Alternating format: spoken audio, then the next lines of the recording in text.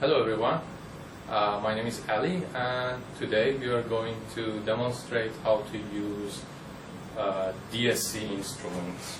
This is our instrument which is called DSC Q2000, and for using it we need to know some components.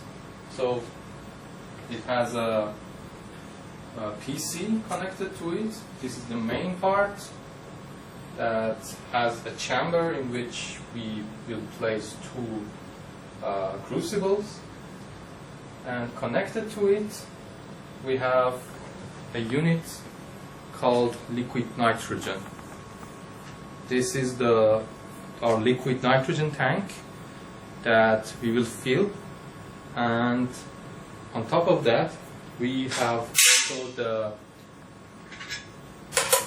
nitrogen tank, which will be the atmosphere in which we will perform the DSC. So the main purpose of liquid nitrogen is to control the heating and also cooling. And for heating, there are some elements inside of this chamber that will do the heating for us.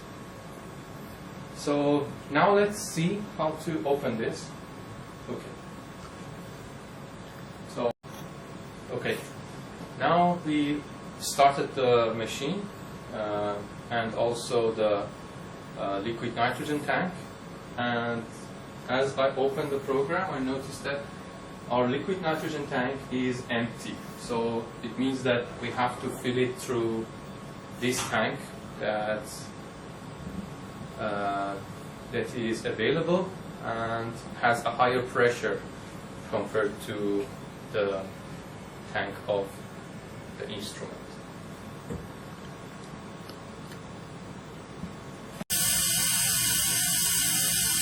So we are filling it, and as you see there is steam coming out of it. This is because liquid nitrogen is very cold. This is the humidity in the air that liquefies.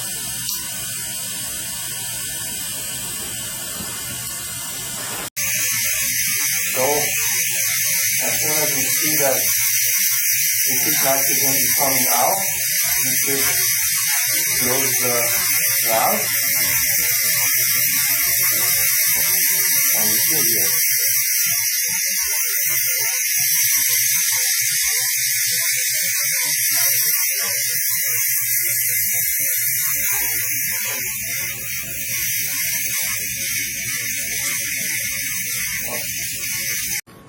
So this is our sample, which is polyethylene terephthalate, and I have cut it into small pieces and placed it into such crucibles made out of aluminum.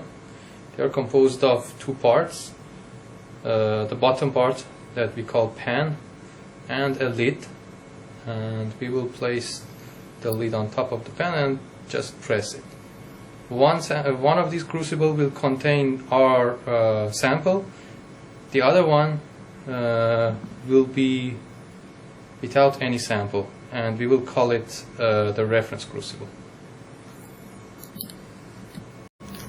Okay, I have opened the program in the computer, which is the corresponding program for this instrument. And in the program, in order to load our samples into this chamber, we are supposed to open it.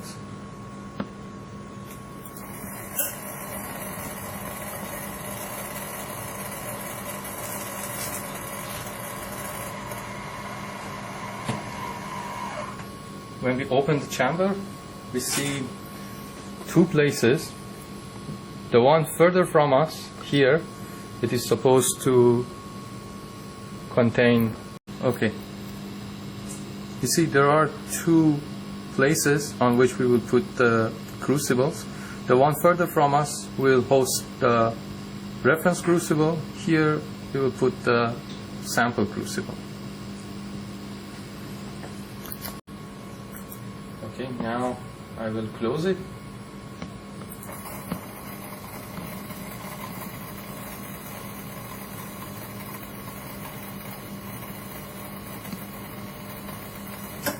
done. So I have also weighed my samples.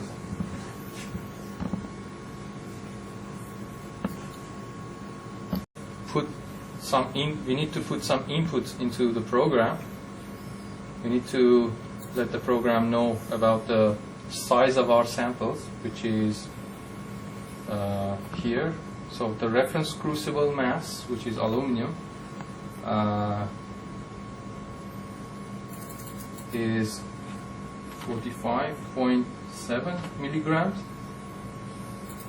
Sample mass, the sample crucible mass is 46.1, and the other one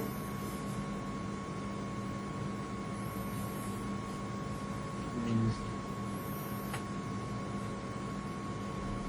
4.7 milligrams. Is the mass of our sample, and everything is okay.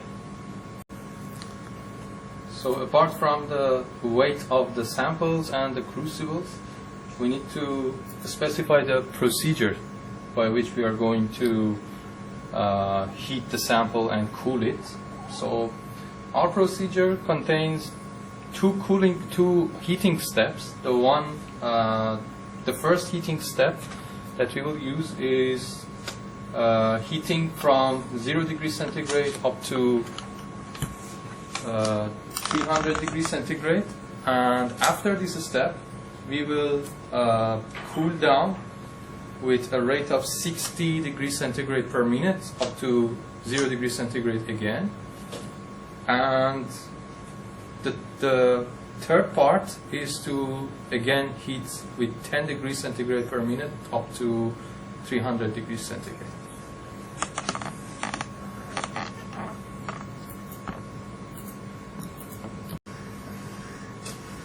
So now the instrument is ready to apply our heating regime, and I will start the run.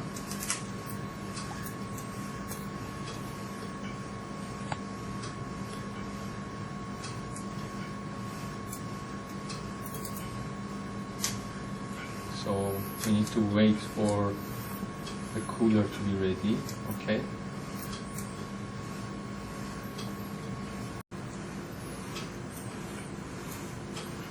We'll start the run, and the run has started. Our test will take 75 minutes.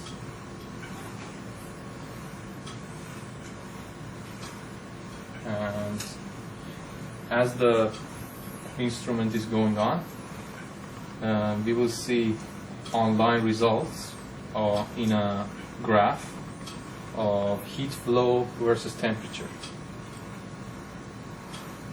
So this will also be part of the results that we see now, will be part of the results that we will see in the analysis. So in the lab we will obtain we will work on these data that are plotted. Now the data is now the system is getting cooled. It was 22 degrees centigrade, the chamber temperature. Now it is going to 0 degrees centigrade. At 0 degrees centigrade, there is an isothermal step, meaning that it will stay at 0 degrees centigrade for 1 minute.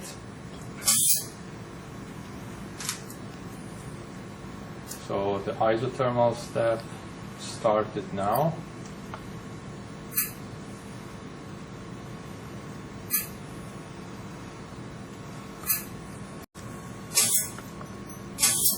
Now the heating from 0 degrees centigrade has started, and we are heating our sample, and it will go on up to 300 degrees centigrade.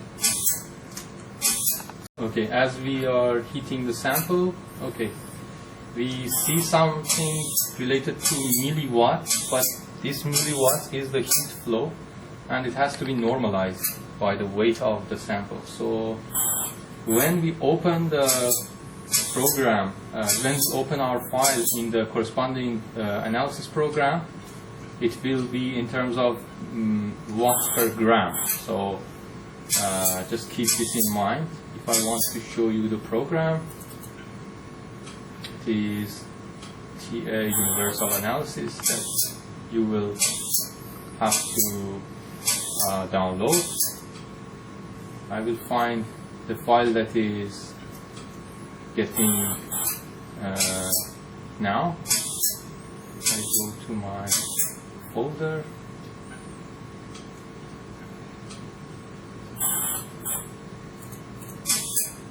The users.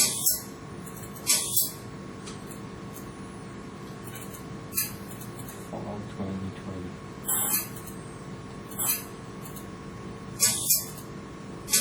Okay, it shows that this is our sample, and we can adjust it to be exo up or exo down. If I open it, it shows the file, it shows the data that is taken up to now. It is somewhere between 30 to 40 degrees centigrade. We can do something. We can do, if I go to edit,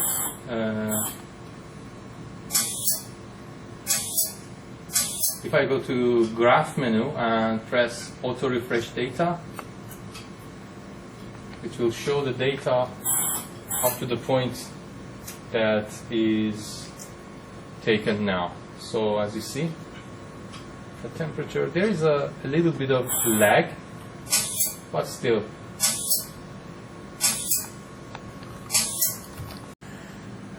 هولدینگ داره راه میفته و دوباره همون.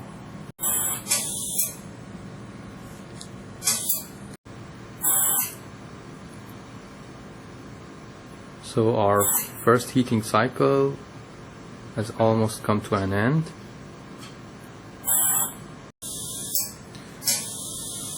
So our cooling cycle has also been finished, and we don't see any peaks.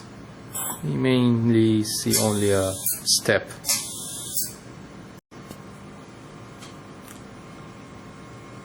So all of our heating regime is finished now, and it's remained that I turn off the instrument and save the data. You will take a look at this data in the lab session.